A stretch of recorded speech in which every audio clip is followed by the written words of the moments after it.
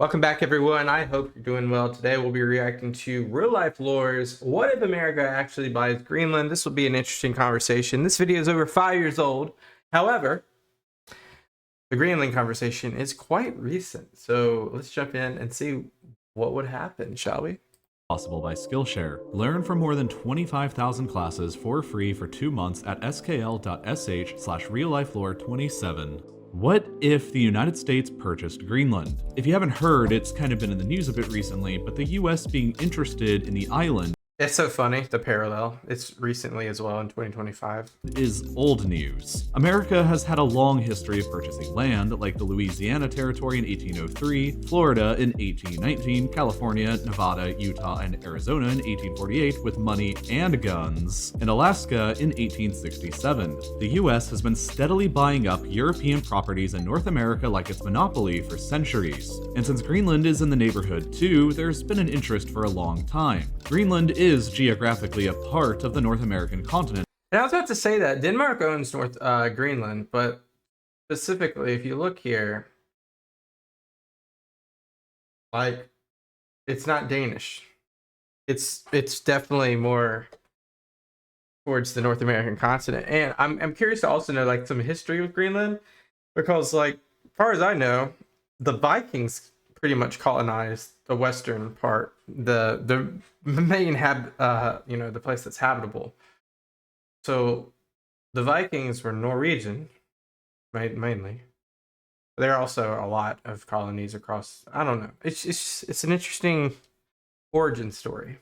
After all, although it's essentially belonged to European powers for a millennium. Currently, Greenland is owned by the Kingdom of Denmark and represents what is by far the largest remaining European possession in the Western Hemisphere. Greenland itself is the world's largest island, and it's roughly 50 times bigger than Denmark itself is. And because of it, Denmark is surprisingly the 12th largest country in the world, ahead of some other places that you'd assume would be bigger, like Saudi Arabia, Mexico, or Indonesia. For a sense of scale on just how huge Greenland is, here's a map with it placed over the United States, where That's insane. That would make it the largest state. That would be bigger than Alaska by 1.5x. the southern tip starts in the southern tip of Texas and stretches all the way up past Minneapolis and into Ontario, Canada. Greenland is gigantic, but for all of its massive size, it has an inversely tiny population. The island is home to a mere 56,000 people, Wow. most of whom are indigenous Inuits. About 1/3 of Greenland's population lives in the town of Nuuk, the largest town which serves as the island's capital city and is home to 18,000 people. Can you imagine living there? Most of the economy is currently based around fishing, while the ownership of Greenland is technically a net negative currently for the Danish government. You see, Greenland is an autonomous region that exists inside of the Kingdom of Denmark. This means that Greenland controls their own police, their own immigration and borders, sets their own laws, has their own legal system, and essentially governs themselves, while Denmark maintains control over foreign affairs, defense of the island, and monetary policy. Yeah. Greenland couldn't exactly survive without the assistance of Denmark, however, because Denmark currently provides a subsidy to the island to the tune of 3.4 billion kroner per year, or about 505 million US dollars. This yearly subsidy accounts for half of the revenue of the local Greenlandic government, which employs nearly 1 out of every 5 people on the island. Wow. This means that Greenland is extremely dependent upon Denmark to provide financial assistance. So it would have to be dependent on the United States. While $505 million is a lot of money for Greenland, it's a pretty tiny amount for the $350 billion GDP economy of Denmark. This then begs the question, why would the US be interested in paying money for a net negative asset like Greenland? Military bases, natural resources, etc., etc. Interestingly enough, the United States has been interested in buying or acquiring Greenland since at least 1867, when the country purchased Alaska. The US Secretary of State at the time, William H. Seward, who negotiated the Alaskan purchase with the Russian Empire, considered the idea of America also annexing both Greenland and Iceland worthy of serious consideration. Now Iceland's a different conversation. That is a European country, and the culture is European. I wouldn't say that would be a good fit at any point in the future. Iceland is 100% EU to its blood. He wrote an entire report on the potential benefits of American expansion to both islands, but in the end, he never made an official offer to Denmark. But that wasn't the end. In 1910, a scheme floated around inside of the US government. Some Danes had approached the US ambassador in Copenhagen with a bizarre proposal. The United States would trade the island of Mindanao in the Philippines, which was a US colony at the time, with Denmark in exchange for Greenland and the Danish West Indies. Denmark would then trade Mindanao to Germany in exchange for northern Schleswig being returned to Denmark. As convoluted as that is, it didn't really work out that way because the world decided to fight World War I and Germany gave Denmark back northern Schleswig for free. Yeah, 4 years later. Anyway, but the US wasn't about to give up on buying Greenland just yet. But first, America had to buy another Danish property, the Danish West Indies. This was the last and the most recent territorial acquisition that America has paid for. And in 1917, they paid $25 million for them, or about $500 million in today's money. They became the US Virgin Islands, and America grew temporarily satisfied with buying up Denmark's colonies. Until another world war happened, where America occupied Greenland to prevent it from falling into the hands of the Germans. After the war ended, America didn't really want to leave, and they offered Denmark $100 million, or $1.3 billion today, for sale. Greenland was considered a very strategic location during the Cold War for America to control for a number of reasons because A, Greenland is located almost exactly at the halfway point between Washington, D.C. and Moscow. B, it's actually very close to the Soviet Union across the Arctic Circle. The largest Soviet port in the Arctic, Murmansk, was only 1,800 kilometers away, and air bases in 1946 would give American bombers It's a cool map. enough range to attack it. And C, it can be used as a shield to defend the continental US from, and a missile early warning system could detect a Soviet ICBM launch before they were to ever strike the American mainland. Denmark refused to sell the island in America's first official offer, but Greenland was strategic enough that the US established the Thule Air Force Base in the north anyway, which in the 1960s grew to Who's gonna stop us from putting a base there? have over 10,000 service members present, and it overshadowed Nuuk to become the island's largest settlement. At that time, 25% of Greenland's population were American military service members. That's crazy. However, after the end of the Cold War, the strategic significance of both Greenland and the airbase began to decline to the point to where today, Thule Air Base is home to only 600 service members. That's still a little bit. But that still begs the question, though, as to why America would want to buy the island in 2019. There are a few reasons to consider. First of all, the potential purchase would be the largest territorial acquisition in American history, even overshadowing the Louisiana purchase in 1803. But Well, that was Trump change back then because Napoleon just wanted to quick sell it so he could have some more fuel for his wars. most importantly, Greenland is going to become vastly more important later on in the 21st century. It's no surprise that the planet is warming up, and the ice sheets on Greenland are in retreat. Part of why there's so little people and development on the island is because of the island's geography. I mean, just look at this map. 80% of the entire island is covered by this big sheet of ice, and it's over 2 kilometers thick. However, it's melting. While the pace of global warming is set to overwhelmingly become a net negative for humanity in general, it does come with it certain potential benefits. Can't stop it. The Arctic has always been a region of the world that's rich in natural resources, but it's also always been incredibly difficult and expensive to access because of the region's severely cold temperatures and weather. The US Geological Survey, for example, has estimated that 22% of all the world's undiscovered and accessible oil and gas reserves are located in the Arctic.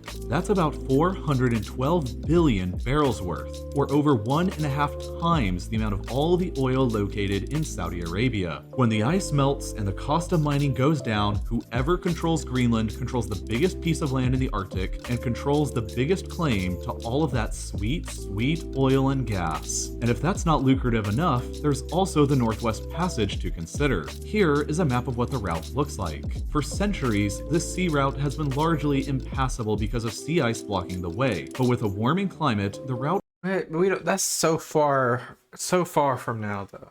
is becoming navigable during the summer months, and it could potentially become a very lucrative shipping route that could even rival the Panama Canal. That's interesting. But Canada claims sovereignty over most of the passage as internal Canadian water. What you gonna do about it? The United States and other countries disagree with that, and they consider the route as an international strait. Yeah, I mean, the reason they believe it's impassable is because there's an international, I believe there's an international waters system where you have like 50 miles or 50 kilometers or something in that ballpark off of your coast. And as you can see here, there is passes where if you go 50 miles on your territory, you're going to meet the two passes, which leaves no international waters. So that is an interesting conundrum there. So, if America were to come into possession of Greenland, along with Alaska on the other side, they would control both sides of the entrance and exit, and perhaps be able to enforce their viewpoint more easily upon Canada. Greenland itself is also full of rich, rare earth mineral and metal deposits, and their Well, why isn't Denmark taking advantage of that? accessibility has only been going up. In 2012, the entire island of Greenland had only a single operating mine, but now in 2019, there are over 100 planned to be constructed. Whoever controls Greenland today is operating it at a net negative, but the investment potential is enormous. Whoever controls Greenland in 100 years from now will be in the best strategic position possible for the future Arctic resource race. And some have even called Greenland the most strategic piece of land to control in the entire world for the future. I mean, that's not like a hard thing to believe, though. And countries besides Denmark are growing aware of it. In 2017, China offered to buy an abandoned naval base on the island, but Denmark refused. In 2019, the United States made another official offer to purchase the entire island again, but Denmark again refused. This all leads us to Why is it up to Denmark? one common question though: what is Greenland actually worth? I think Denmark should be not in the equation. I think it should be up to the people of Greenland. What do they want? FT Alphaville placed the estimated purchase price for America The purchase price for this, probably about 150 billion. at $1.1 trillion. Damn. Largely owing to the expected value of potential oil fields, rare earth mineral deposits, and real estate. Nah, that ain't gonna happen. That ain't gonna happen. I would say 150 billion territory with autonomy. Where you have the opportunity to get military protection and federal agency. What's it called? Basically federal agencies like the FDA, the TSA, and every single thing that we have under our federal government can be implemented here. But autonomy also at the same time. There's an option. I think, like I said, I think it should be up to the people of Greenland, not up to the United States, not up to Denmark. I think it should be up to the people of Greenland. If that actually happened, Denmark could both immediately pay off its entire national debt and still have over $600 billion to play with. Meanwhile, for America, the $1.1 trillion price would likely just be stacked up upon the national debt, increasing it up to $21.1 trillion at the present. America 21 trillion. Imagine that. It's 30 plus now. America would also have to take up the responsibilities of subsidizing the island with at least $500 million a year to keep the island's economy going. The question is, would the cost actually be worth it for either Denmark No, not for or 1.1. I'll leave that No. discussion for the comments. Not for 1.1. Now, if America did actually buy Greenland, they'd most likely have to come up with a new flag, and designing one is harder than you think. Luckily, there's a class on Skillshare. All right, this video's over. But no, we would not give a new flag. We'd let them keep their own flag, and it'd be a territory. That's it. Statehood is not just given out. We would have given Puerto Rico statehood by now, if that was it. But what do you guys think? Let me know below. I appreciate all you guys watching as always. Leave a video recommendation if you have one. Peace out. Bye-bye.